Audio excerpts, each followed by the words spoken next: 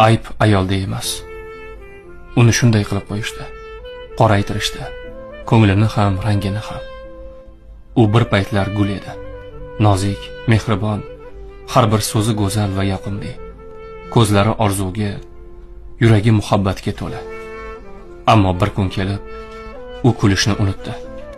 Ko'zlarida charchoq, yuzida qattiqlik paydo bo'la boshladi. Chunki sevilmagan ayol qattiqlashadi. Eshitilmagan ayol baqiradi.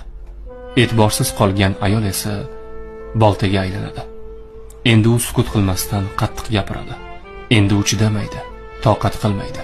Chunki unda muhabbat emas, yig'ilib qolgan og'riqlar gapiradi. So'ng shikoyat boshlanadi. Ayol o'zgarib ketdi, ilgari unday emasdi. Yo'q, u o'zgarmadi. Uni ko'ngliga qaralmadi, tushunilmadi, vaqtida eshitilmadi. U atrofidagi to'nkalar sabab